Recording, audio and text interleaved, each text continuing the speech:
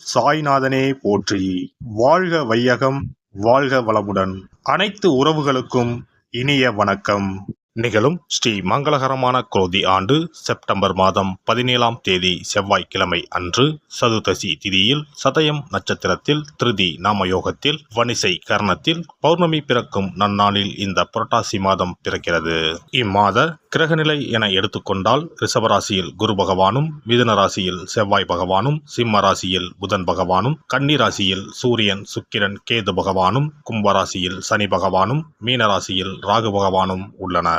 இம்மாத கிரகப்பெயர்ச்சி என எடுத்துக்கொண்டால் புரட்டாசி மாதம் 3ஆம் தேதி புதன் பகவான் கன்னி ராசியில் உச்சம் பெறுகிறார். புரட்டாசி மாதம் 3ஆம் தேதி சுக்கிர பகவான் துலாம் ராசிக்கு இடப்பெயர்ச்சியாகிறார். புரட்டாசி மாதம் 20ஆம் தேதி புதன் பகவான் துலாம் ராசிக்கு பயிற்சியாகிறார். புரட்டாசி மாதம் 28ஆம் தேதி சுக்கிர பகவான் துலாம் ராசியில் இருந்து விருச்சிக ராசிக்கு பயிற்சியாகிறார். புரட்டாசி மாதம் 29ஆம் தேதி குரு பகவான் ரிஷப ராசியில் வக்ரமடைகிறார். இந்த கிரக அமைப்பு மற்றும் பெயர்ச்சியால் உங்கள் வாழ்வில் உண்டாகும் சுபம் மற்றும் அசுப பலன்கள் என்ன என்பதனை இப்பதிவில் விரிவாக காண்போம். கும்பராசி அன்பர்களே, இந்த மாதம் எதிர்பார்த்த காரியங்களில் வெற்றிகள் கிடைக்கும். வீண் வாக்குவாதங்களை தவிர்ப்பது நல்லது. அக்கம் பக்கத்தில் இருப்பவர்களுடன் சில்லறை சண்டைகள் ஏற்படும். வாகனங்களில் செல்லும் போது கவனம் தேவை. பூர்வீக சொத்துக்களில் வரும் வருமானம் குறையலாம். தொழில் வியாபாரம் மந்தமாக இருந்தாலும் பணவரத்து திருப்தி தருவதாக அமையும். கடன்களை அடைப்பதில் வேகம் காட்டுவீர்கள். உத்தியோகத்தில் இருப்பவர்கள் கூடுதலாக உழைக்க வேண்டி இருக்கும். உங்களது வேலையை கண்டு மேலதிகாரிகள் திருப்தி அடைவார்கள். குடும்பத்தில் இருந்த இறுக்கமான நிலை மாறும். கணவன் மனைவிக்கு இடையே கருத்து வேற்றுமை உண்டாகலாம், கவனம் தேவை. பிள்ளைகள் விஷயத்தில் நிதானத்தை கடைபிடிப்பது நல்லது. நண்பர்கள் உறவினர்களிடம் பேசும்போது பக்குவமாக பேசுவது நன்மையை தரும். பெண்களை பொறுத்தவரை எந்த காரியத்திலும் சாதகமான பலன் பெற வாக்குவாதங்களை தவிர்ப்பது நல்லது. வெளியூர் பயணங்களின் போது கவனம் தேவை.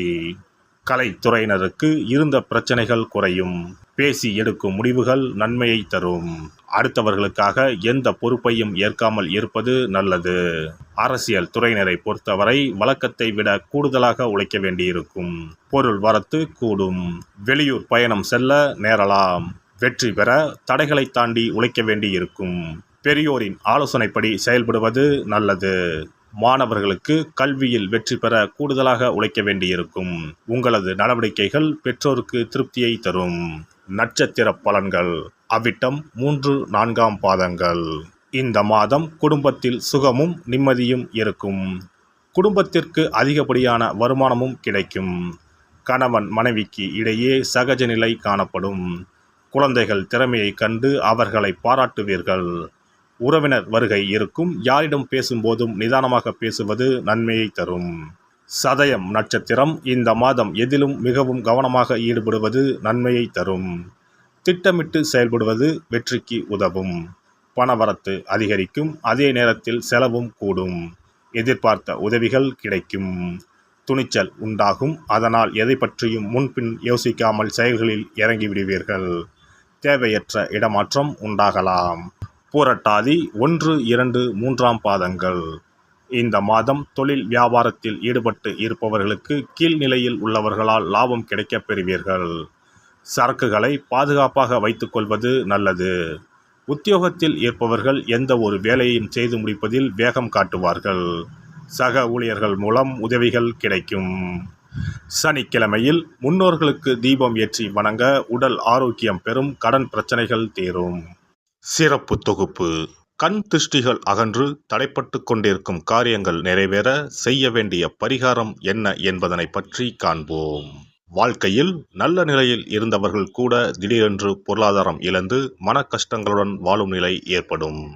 இந்த நிலை எதனால் ஏற்பட்டது என்று ஆராய்ந்து பார்த்தால் பெரும்பாலும் அவர்களின் மீதான கண் திருஷ்டிதான் காரணமாக இருக்கும். கல்லடி பட்டாலும் கண்ணடி படக்கூடாது என்று சொல்வார்கள் அல்லவா, அது உண்மைதான். இது போன்ற பிறரின் பொறாமை கொண்ட கண் திருஷ்டியினால் பலரின் வாழ்க்கை சிரமத்திற்கு ஆளாக நேரிடும்.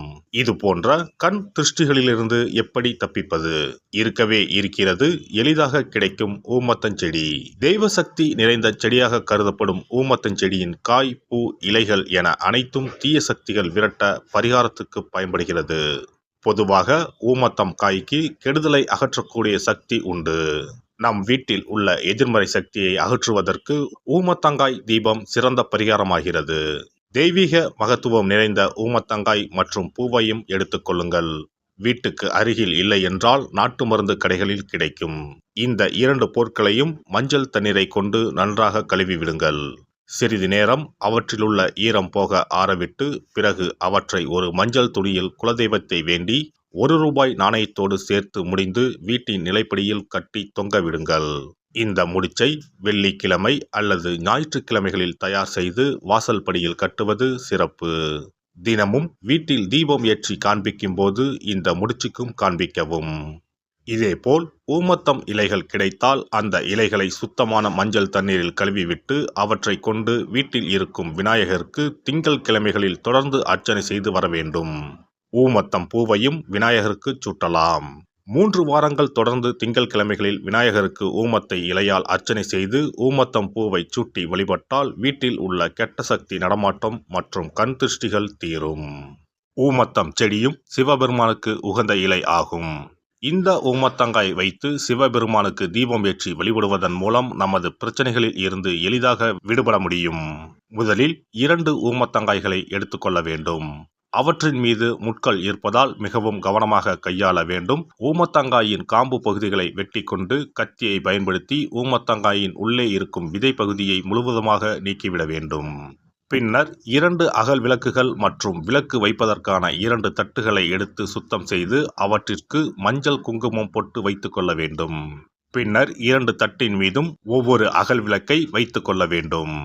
அதன் பிறகு எப்போதும் பூஜை செய்வதற்கு வைப்பது போன்ற வெத்தலைப்பாக்கு, பழம் போன்றவற்றை வைத்துவிட்டு 2 விளக்குகளையும் ஏற்றி சிவபெருமானை மனதார வேண்டிக் கொள்ள வேண்டும்.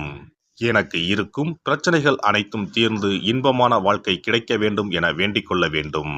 இந்த பூஜையை வெள்ளிக்கிழமை அன்று தொடங்கினால் தொடர்ந்து 9 வெள்ளிக்கிழமைகள் செய்ய வேண்டும். ஊமத்தங்காயின் மீது எவ்வாறு முட்கள் இருக்கிறதோ அதுபோல நமது வாழ்க்கையில் இருக்கும் முட்கள் போன்ற பிரச்சனைகளை அவை தீர்த்து வைக்கின்றன. இந்த பூஜையை நாம் தொடர்ந்து செய்து வருவதால் நம் மீது இருக்கும் கண் திருஷ்டிகள் அகன்றுவிடும். தீராத துயரங்கள் தீர்ந்துவிடும். பணம் நகை நம்மிடம் பெருகி வரும். சிலருக்கு கையில் சுத்தமாக பணம் இருக்காது. வறுமை தாண்டவமாடும். கடன் தொல்லையால் கஷ்டப்படுவார்கள். பண பிரச்சனையில் சிக்கி கொண்டிருப்பவர்கள் இந்த தீபத்தை ஏற்றினால் 3 வாரங்களில் நல்ல பலனை பெற முடியும். தொழிலில் நல்ல முன்னேற்றம் இருக்கும். கடன் பிரச்சனைகள் தீரும். உறவினர்களிடையே பகைமை இருந்தால் அவையும் மறைந்துவிடும். நோய்வாய் உள்ளவர்கள் இந்த தீபத்தை ஏற்றுவதன் மூலம் நல்ல பலனை பெற முடியும். பொதுவாகவே எந்த பரிகாரம் என்றாலும் அதை முழு நம்பிக்கையுடன் செய்தால் மட்டுமே முழு பலன் கிடைக்கும் என்பதை நினைவில் கொள்ளுங்கள். எல்லாம் வல்ல இறையருளால் நீங்களும் உங்கள் அன்பு குடும்பமும் உடல் நலம், நீலாயுள், நிறை செல்வம், உயர் புகழ், மெய்ஞானம் ஓங்கி வாழ்க வளமுடன். இந்த வீடியோ பதிவு உங்களுக்கு பிடித்திருந்தால் லைக் பண்ணுங்க, கமெண்ட் பண்ணுங்க, ஷேர் பண்ணுங்க. மறக்காம சப்ஸ்கிரைப் பண்ணுங்க. பக்கத்துல இருக்கிற பெல் பட்டனை கிளிக் பண்ணுங்க. நன்றி, வணக்கம். ஓம் நமச்சிவாய. சிவாய நம.